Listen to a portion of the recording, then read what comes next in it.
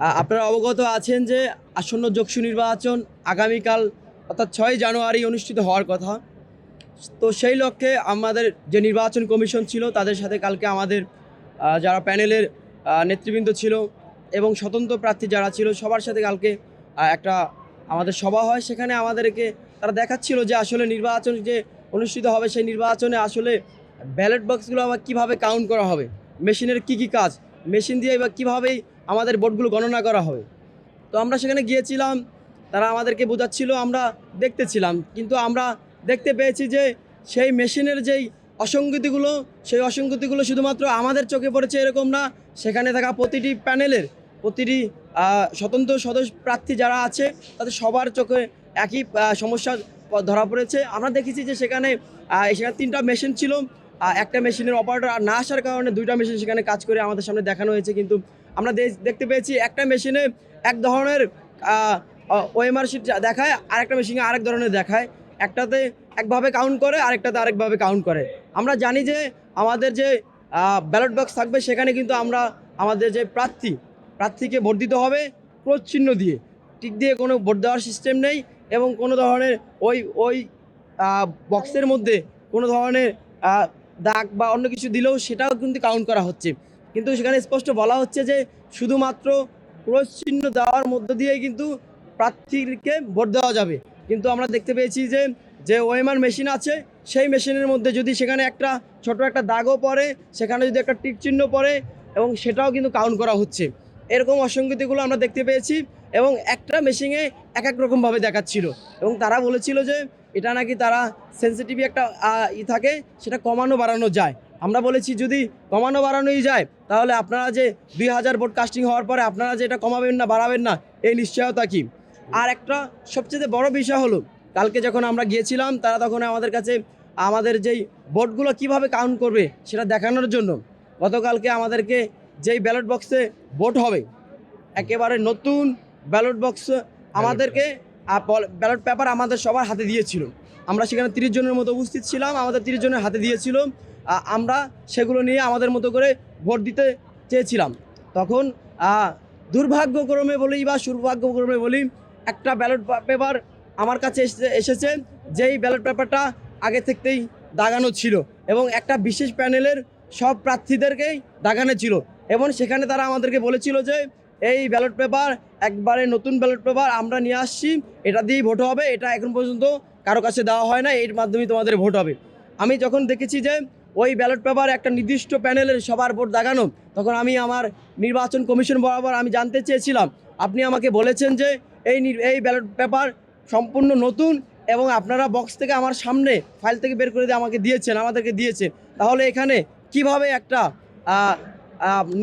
আগে থেকেই কীভাবে প্যানেলের ভোট দেওয়া থাকে সেটা বলার পরে তারা সেখানে আমাকে সদুত্তর দিতে পারে নাই। পরবর্তীতে আমি কিন্তু এটা ছবি তুলেও আমার ফোনে করে নিয়ে আসছি, আপনারা চাইলে প্রমাণ হিসেবে দেখতে পারেন। শুধুমাত্র একটা নির্দিষ্ট প্যানেলের প্রতিটা প্রার্থীর ভোট কিন্তু এখানে দেওয়া ছিল। এটা নিয়ে আমি সাথে নির্বাচন কমিশনের কাছে প্রশ্ন তুলেছি, সেখানে প্রতিটা প্রার্থী ছিল, আমাদের শিক্ষকরা ছিল, তারাও বিষয়টা অবগত আছেন। আমি বলেছি যে আপনারা আপনাদের জায়গা থেকে যে আজকে যেটা দেখিয়েছেন আগামীকালকে যেটা হবে না এই নিশ্চয়তা কি। আগামীকালকে যদি আমরা ভোট দিতে আসলাম তখন যদি দেখলাম যে ব্যালট পেপারে এভাবে আপনারা আগে থেকেই টিক মেরে রেখেছেন, প্রার্থীকে ভোট দিয়ে রেখেছেন, তখন এটা আসার পরে তখন তো এই নির্বাচন কি হবে না, তখন বলেছে যদি এরকম ঘটনা ঘটে তাহলে আমরা নির্বাচন বন্ধ করে দিব। আমি বলেছি আপনার কি নির্বাচন বন্ধ করা আপনার কাজ, আপনি কেন নির্বাচন বন্ধ করবেন? আমরা কি নির্বাচন বন্ধের ব্যাপারে বলেছি? আমরা চাচ্ছি যে নির্বাচনটাকে কোনোভাবে যাতে বন্ধ না হয়। আপনারা ইতিমধ্যে 3-4 বার নির্বাচনের তারিখ পরিবর্তন করেছেন, কোনো নির্বাচন বন্ধ করবেন কিংবা সামনে কোনো অসঙ্গতি দেখা দিলে আপনারা ব্যবস্থা নেবেন এরকম না। আপনারা অবশ্যই শিক্ষার্থীদের সামনে আপনাদের নিরপেক্ষতা বজায় রাখবেন এবং আপনারা যে একটা নিরপেক্ষ অবস্থান থেকে সুষ্ঠু এবং অবাধ নির্বাচন দিতে যাচ্ছেন সেটা আমাদেরকে বিশ্বাস করাবেন, এটাই আমরা আপনাদের কাছে প্রত্যাশা করি। কোনো বিশেষ সংগঠন কিংবা বিশেষ প্যানেলের প্রতি বায়াসড হয়ে কাজ করবেন বলে আমরা আশা রাখি না এবং আমাদের জায়গা থেকে গতকালকে বলে আসছি আপনারা অবশ্যই যদি ম্যানুয়ালি এবং মেশিন যে কোনো একটার দিকে যান। আমরা দেখতে পেয়েছি অসঙ্গতির পর আমরা যখন তাদেরকে বলেছিলাম তখন তারা বলেছে যে আচ্ছা ঠিক আছে, যেহেতু মেশিনে অসঙ্গতি দেখা যাচ্ছে তাহলে আমরা ম্যানুয়ালি এবং মেশিনে দুইভাবে আমাদের ব্যালট পেপার কাউন্ট করব, ভোট কাউন্ট করব। আমরা বলেছি কিভাবে করবেন, তারা বলেছে যেসব ব্যালটে ঠিকমতো ভোট না দেখা যাচ্ছে, যেমন বিশেষ করে ক্রস চিহ্ন দেওয়ার কথা ছিল, ওইখানে যদি ক্রস চিহ্ন না দিয়ে টিক দেয় বা ফোঁটা দেয়, সেটা আমরা ম্যানুয়ালি কাউন্ট করব। আর যেগুলোতে ঠিকঠাক মতো ক্রস চিহ্ন দেয় সেগুলোকে আমরা মেশিনে কাউন্ট করব। আমরা বলেছি যে এর কারণে কিন্তু দ্বিগুণ সময় যাচ্ছে এবং এর মধ্য দিয়ে আমাদের যে জায়গা থেকে যে এই ব্যালট যে নিরাপত্তার বিষয়, সেই নিরাপত্তার বিষয়টা কিন্তু আমাদের সামনে আসছে যে আপনারা কীভাবে করবেন। যখন একটা পোলিং এজেন্ট থাকবে, আমাদের সবাই তো ওখানে আমাদের লোক থাকবে এবং তারা দীর্ঘ সময় ওখানে থাকার পরে যখন এটা দেখতে যাবে, তখন তাদের মতো করে ধরেন একটা ব্যালটে সেখানে অসঙ্গতি আছে, কিন্তু সেই ব্যালটটা আমার পোলিং এজেন্ট দেখতেছে বা অন্য একটা পোলিং এজেন্ট দেখতেছে, তার সামনে পড়লে সে কিন্তু সেটাকে দেখাবে না, সে কিন্তু দেখাবে যে না এটা ঠিক আছে, ওকে, তখন মেশিনে কাউন্ট করে দিবে। আমরা বলেছি যে হয়তোবা আপনারা মেশিনে কাউন্ট করেন অথবা ম্যানুয়ালি কাউন্ট করেন, কিন্তু তারা সে কথা শুনে নেয়। তারা তাদের মতো করে জানিয়েছে যে তারা মেশিনে এবং ম্যানুয়ালি এই ভোটগুলো কাউন্ট করবে।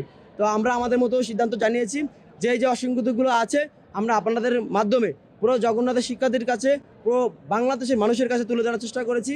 আরেকটা বিষয় আপনাদেরকে জানিয়ে রাখি, যখন এই অসঙ্গতিগুলো আমরা দেখিয়েছিলাম, প্রতিটা প্রার্থী ওখানে যারা উপস্থিত ছিলেন তারা বলেছিলাম যে যারা এই মেশিনগুলো নিয়ে আসছিল তাদেরকে আমরা বলেছিলাম যে আপনারা যে এগুলো করছেন এখানে তো আমরা ব্যাপক অসঙ্গতি দেখতে পাচ্ছি, এর এর কারণ কি? তখন আমাদেরকে তারা বলেছিল না, অসঙ্গতি তো এরকম মেশিনে কিছু একটা হয়ই।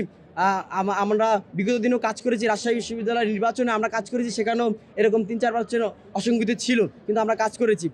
আমরাও জানি যে রাজশাহী বিশ্ববিদ্যালয়ে নির্বাচনকে ঘিরে বিভিন্ন প্রশ্ন আছে এবং এই নির্বাচন কতটা ফেয়ার হয়েছে সেটা নিয়ে আমাদের মধ্যে প্রশ্ন আছে। এবং আমরা বলতে চাই ঢাকার বুকে এরকম অসংখ্য কোম্পানি আছে, তা থাকা সত্ত্বেও কেন আমাকে রাজশাহী থেকে তাদেরকে নিয়ে আসতে হবে যারা কিনা বিতর্কিত ইলেকশন করে আসছে? এটাই আপনাদের কাছে আমরা প্রশ্ন রেখে গেলাম। তবে জগন্নাথের স্বার্থে আমরা আগামীকালকে যে নির্বাচন অনুষ্ঠিত হতে যাচ্ছে সেই নির্বাচনে আমাদের পুরো প্যানেল অংশগ্রহণ করার জন্য আমরা প্রস্তুত আছি। বাকি কথা আমার ভাই বলুন।